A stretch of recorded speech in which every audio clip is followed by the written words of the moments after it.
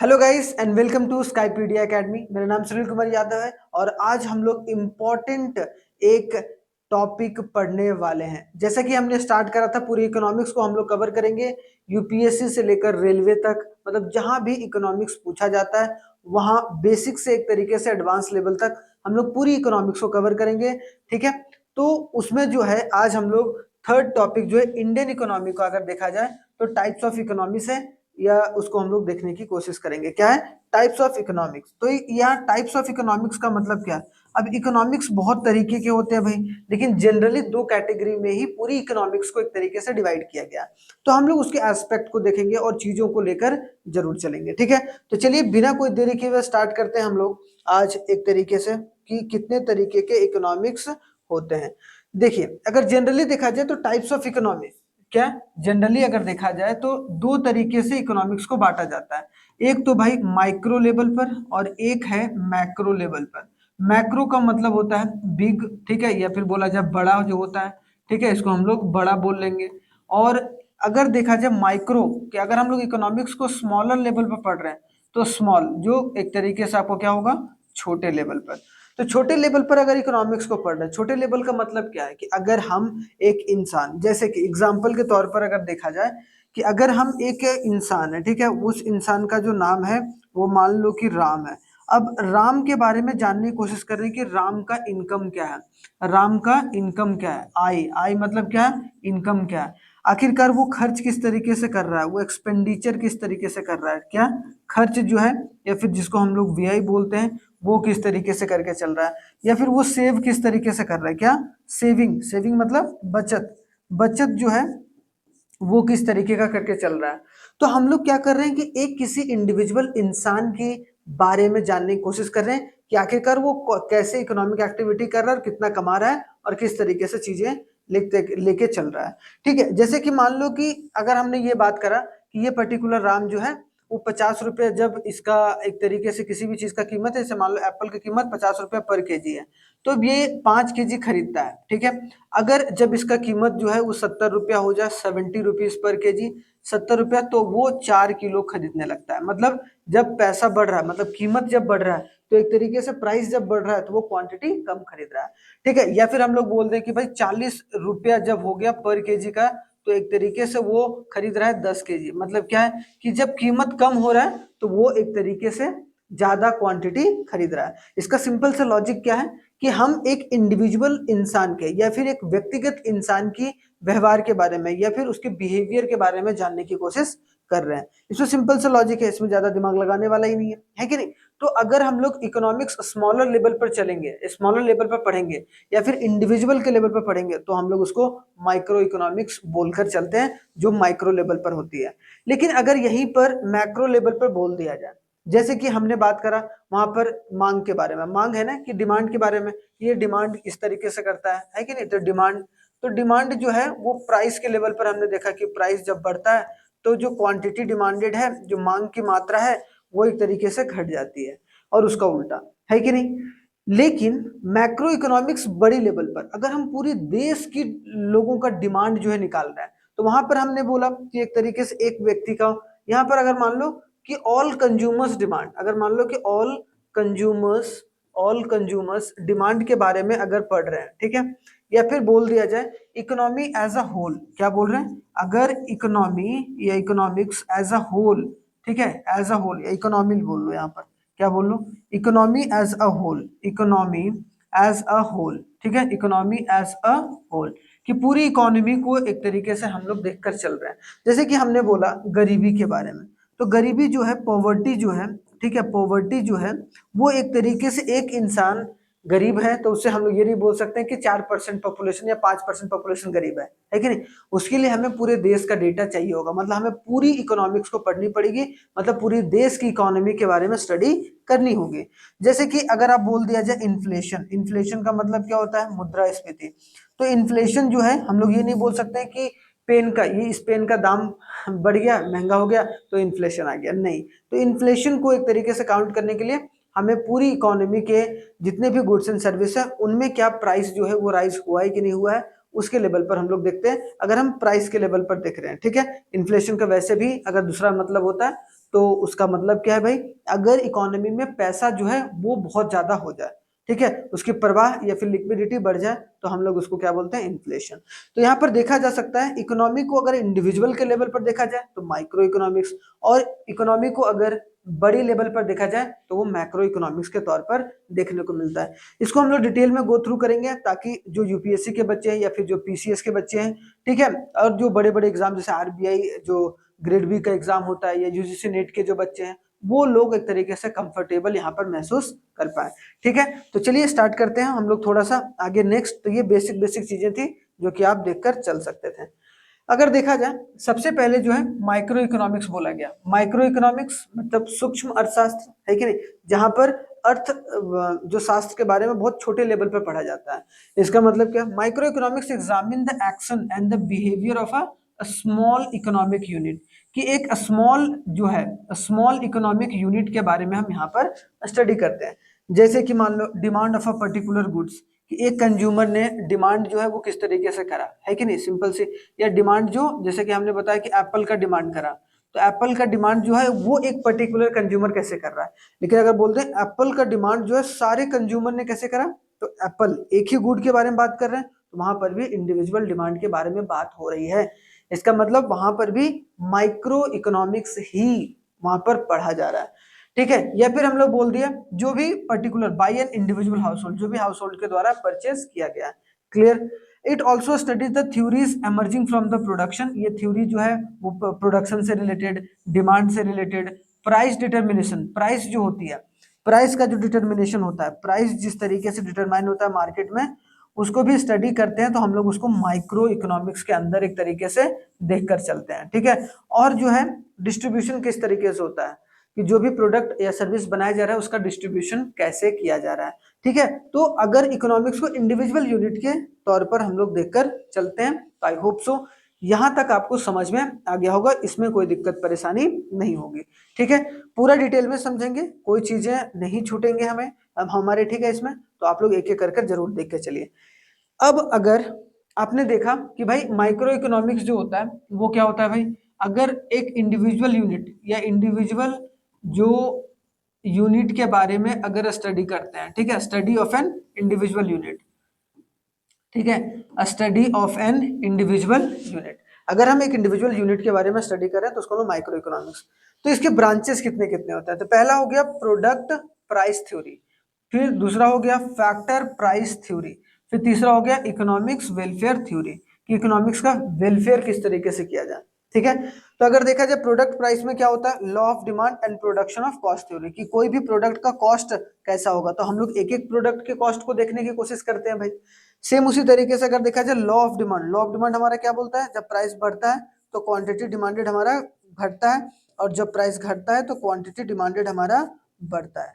Simple सी बात है, मतलब मांग का नियम क्या बोलता है या फिर लॉ ऑफ डिमांड क्या बोलता है, तो लॉ ऑफ डिमांड ये बोलता है कि कभी भी या किसी भी तरीके से अगर प्राइस जो है वो किसी भी पर्टिकुलर कमोडिटी या कोई एक निश्चित जो वस्तु या फिर सर्विस या सेवा का जब कीमत बढ़ता है, ठीक है, या प्राइस बढ़ता है, तो मांग की मात्रा क्वांटिटी डिमांडेड कम हो जाती है, और एक तरीके से प्राइस अगर घटता है तो मांग की मात्रा या फिर क्वांटिटी डिमांडेड बढ़ती है। उसके अलावा सारे निर्धारक कांस्टेंट रहते हैं। मतलब क्या, सिर्फ डिमांड बढ़ और घट रहा है किसकी वजह से, प्राइस की वजह से। उसके अलावा government policy, substitute goods, complementary goods, आगे चलकर मैं सारी चीजों के बारे में डिस्कस करूंगा। बस यहाँ पर ये समझिए कि जो प्रोडक्ट प्राइस थ्योरी के हिसाब से अगर जो स्टडी करते हैं हम लोग माइक्रो इकोनॉमिक्स में, वहां पर लॉ ऑफ डिमांड को स्टडी करते हैं, और एक प्रोडक्शन एंड कॉस्ट थ्योरी, कि एक प्रोड्यूसर है वो किस तरीके से प्रोड्यूस करता है, कॉस्ट क्या होता है, रेवेन्यू क्या होता है। तो ये सब सारी चीजें जो हैं वो एक तरीके से आपको देखने को मिलेंगे माइक्रो लेवल पर देखने को मिलते हैं, जिसको हम लोग प्रोडक्ट प्राइस थ्योरी भी बोलते हैं। फिर उसके बाद फैक्टर प्राइसिंग थ्योरी, क्या बोलते हैं, फैक्टर प्राइसिंग थ्योरी। अब फैक्टर प्राइसिंग थ्योरी में वेजेस आता है। ठीक है, अगर हम वेजेस के बारे में बात करें कि लोगों के वेजेस कितने बढ़े कितने नहीं बढ़े, तो वो एक तरीके से हम लोग कहां पर देखेंगे, माइक्रो इकोनॉमिक्स में देखकर चलेंगे। वेजेस जो है वो कौन कमाता है भाई, लेबर। ठीक है, उसके बाद रेंट, रेंट कहां से आता है भाई, लैंड, जमीन। यहाँ पर हो गया श्रम, श्रम से एक तरीके से क्या आएगा भाई, वेजेस। लैंड, जमीन से एक तरीके से क्या आएगा आपका, आपको रेंट देखने को मिलेगा। इंटरेस्ट जो है, इंटरेस्ट जो वो कहाँ से आता है, इंटरेस्ट जो भी आप कमाते हो एक तरीके से वो आप पूंजी से कमाते हो, आपके पास पैसा होता है तभी आप उस पैसे को इंटरेस्ट पर देते हो। तो इसका मतलब क्या है कि एक तरीके से पूंजी, मतलब हम लोग कैपिटल बोलेंगे इसको, ठीक है। तो कैपिटल जिसको हम लोग हिंदी में क्या बोल के चलेंगे, पूंजी। प्रॉफिट, प्रॉफिट कौन, एंटरप्राइजेस, उद्यमिता, ठीक है। एंटरप्राइजेस या एंटरप्रेन्योरशिप के थ्रू जो है वो लाभ जनरेट होता है। तो ये भी याद रखिएगा, लाभ जो है वो कहाँ से आता है। तो ये 4 फैक्टर्स होते हैं, ठीक है। ये सब फैक्टर ऑफ प्रोडक्शन हो जाते हैं। ये फैक्टर ऑफ पेमेंट आपको देखने को मिलेंगे जो ऊपर वाले हैं, कि ये सब फैक्टर ऑफ प्रोडक्शन, ये सब सारी चीजों का इस्तेमाल किया जाता है और उससे इन सब सारी चीजों को एक तरीके से निकाला जाता है उन फैक्टर्स ऑफ प्रोडक्शन के थ्रू, ठीक है। और दूसरा है इकोनॉमिक वेलफेयर थ्योरी, कि इकोनॉमिक्स का जो वेलफेयर है वो कैसे है। तो हम लोग इसको भी इंडिविजुअल के लेवल पर देखकर चलते हैं। तो आई होप सो आपको समझ में आ गया होगा कि ब्रांचेज ऑफ माइक्रो इकोनॉमिक्स कितने तरीके के हैं और किस तरीके के हैं, ठीक है। चलिए आगे बढ़ा जाए भाई। नेक्स्ट, अगर माइक्रो इकोनॉमिक्स हमारा कंप्लीट हो गया, आराम से देखिएगा। अगर आप लोगों को स्क्रीनशॉट भी लेना होगा तो स्क्रीनशॉट लेके चलिएगा, इंपॉर्टेंट करके आराम से चलेंगे। उसके बाद अब आते हैं मैक्रो इकोनॉमिक्स की तरफ, ठीक है। मैक्रो इकोनॉमिक्स क्या होता है भाई, अगर when we study economics as a whole, when we study economics as a whole, ठीक है, एज अ होल, मतलब पूरी देश की इकोनॉमी के बारे में या पूरी देश की अर्थव्यवस्था के बारे में पढ़ने की कोशिश कर रहे हैं, then we can call it as micro economics, ठीक है। कि हम लोग माइक्रो इकोनॉमिक्स की स्टडी कर रहे हैं। Macro, micro note, macro, macro का मतलब क्या हो गया, बड़ा, ठीक है, बिग। तो यहाँ याद रखना है जो कि इंपॉर्टेंट है। During the great economic depression in 1929 में एक बहुत बड़ा ग्रेट डिप्रेशन आया था, है कि नहीं, जहां पर द ग्रेट डिप्रेशन, याद रखना, ग्रेट डिप्रेशन। इसके बाद जो है ना माइक्रो इकोनॉमिक्स की जो समझ है वो लोगों में बहुत ज्यादा बढ़ा। तो जब 1929 में जब एक तरीके से ग्रेट डिप्रेशन आया, मतलब महामंदी आया, तब एक तरीके से पूरी देश और दुनिया को पता चला कि भाई सिर्फ माइक्रो इकोनॉमिक्स के हिसाब से हम चीजें डील नहीं कर सकते हैं, हमको एक तरीके से माइक्रो इकोनॉमिक्स मतलब मैक्रो मतलब बड़े लेवल पर इकोनॉमिक्स को समझना पड़ेगा, जानना पड़ेगा और चीजों को लेकर चलना पड़ेगा, क्योंकि अपने आप में एक इंपॉर्टेंट कॉन्सेप्ट है, ठीक है। तो 19 the output and employment level fails radically. तो 1929 में क्या हुआ था ग्रेट डिप्रेशन में, यहाँ पर 2 चीजें हुई थी। एक तो भाई आउटपुट, आउटपुट का मतलब जो प्रोडक्शन है, प्रोडक्शन जो है वो एक तरीके से कम हो गया था। और दूसरा क्या हुआ था, एम्प्लॉयमेंट का लेवल जो है वो कम हो गया था, मतलब अनएम्प्लॉयमेंट बहुत ज्यादा बढ़ गया था। एम्प्लॉयमेंट कम होना इसका मतलब बेरोजगारी बढ़ जानी।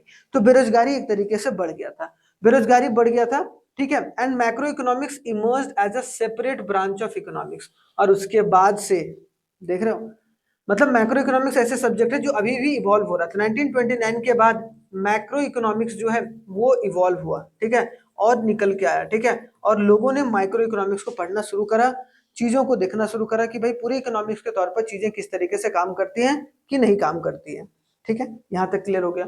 तो उस वक्त जो है मैक्रो इकोनॉमिक्स का राह दिखाने वाले एक बहुत बड़े इकोनॉमिक्स थे, कौन थे, जे एम कीन्स बोलते हैं उनको, क्या बोलते हैं, जे एम कीन्स, ठीक है, ये जॉन मेनियार्ड केनिस, ठीक है, ये कीन्स बोलते हैं। पब्लिश दिस बुक, एक बुक पब्लिश किया गया था, बहुत इंपॉर्टेंट, ये बुक का नाम है भाई the general theory of employment interest and money in 1936। तो 1936 में उन्होंने एक किताब छापा था द जनरल, एक तरीके से theory of employment interest and money, और जिसमें सारे जवाब जो है एक तरीके से लिखे हुए थे कि किस तरीके से इकोनॉमी में डिप्रेशन को लाने से बचाया जा सकता है, कैसे हम एम्प्लॉयमेंट को बढ़ा सकते हैं और कैसे हम आउटपुट को भी बढ़ा सकते हैं अगर चीजों को सही तरीके से सरकार या फिर वर्ल्ड लेवल पर इंडस्ट्री वगैरह जो है वो लेकर चले। तो एक बहुत इंपॉर्टेंट किताब है the general theory of employment, ठीक है, theory of employment interest and money. तो एक तरीके से नया थॉट और आइडियाज निकल के आया, क्या आया, नया थॉट और आइडियाज। देखो भाई एक बार,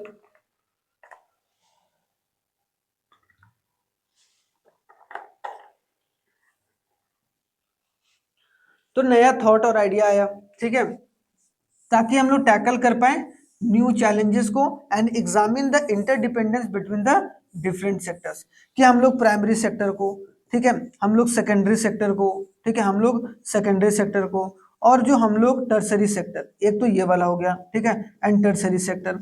उसके अलावा जो है डिफरेंट सेक्टर्स कौन, हाउस होल्ड सेक्टर, ठीक है, ये सेक्टर को साथ में लेके चलेंगे। लेकिन जो हाउस होल्ड सेक्टर है, जो गवर्नमेंट सेक्टर है, और जो एक्सपोर्ट माइनस इंपोर्ट है, इन सबको किस तरीके से लेके चला जाए, या फिर एक बिजनेस सेक्टर जो है, ठीक है, इन सबको कैसे लेकर चला जाए, उसके लिए जो है वो जो किताब में उन्होंने जेएम कीन्स ने ये बात लिखी और बोली कि भाई अगर नहीं किए तो कोई भी आपके इकोनॉमी को डूबने से बचा नहीं सकता। बहुत बड़ा कमिटमेंट था, और उसके बाद जो है वो चीजें अलग दिशा में चलनी शुरू हुई। तो आई होप सो आपको यहाँ समझ में आया होगा। अगर देखा जाए इकोनॉमिक्स में, इन macro economics study we generally simplify N analysis how the countries total production and the level of employment are related to different attributes. Simple सी बात है कि हम लोग जनरली मैक्रो इकोनॉमिक्स में ये देखते हैं कि टोटल प्रोडक्शन एक देश का कितना बढ़ा या नहीं बढ़ा, एक तो प्रोडक्शन के लेवल पर कि भाई कितना उत्पादन बढ़ा या नहीं बढ़ा, ठीक है। दूसरा हम लोग ये देखते हैं कि आखिरकार उस देश में एम्प्लॉयमेंट का लेवल कितना है, बेरोजगारी या रोजगार कितना है, ठीक है। ये दोनों चीजें जो है वो आपको लेकर चलना बहुत जरूरी है, ठीक है, जो कि जेएम केनिस ने बोला। Like the price, rate of interest कैसा है, वेजेस रेट कैसा है, प्रॉफिट कैसा है, so on, focusing the single imaginary commodity and what happened to it. ये एक तरीके से वेजेस हम लोगों का कितना बढ़ा है जिसकी वजह से एम्प्लॉयमेंट बढ़े या घटे, तो ये बात है। तो here the economics seen as the combination of four sector. तो यहाँ बोला गया कि कोई भी इकोनॉमी जो है वो चार सेक्टर्स के थ्रू जो है वो घिरा रहता है, ठीक है। एक तो प्राइमरी, सेकेंडरी, टर्सरी, जो मिनिमम जो सेक्टर पूरे देश में काम करता है या किसी भी नेशन में काम करता है।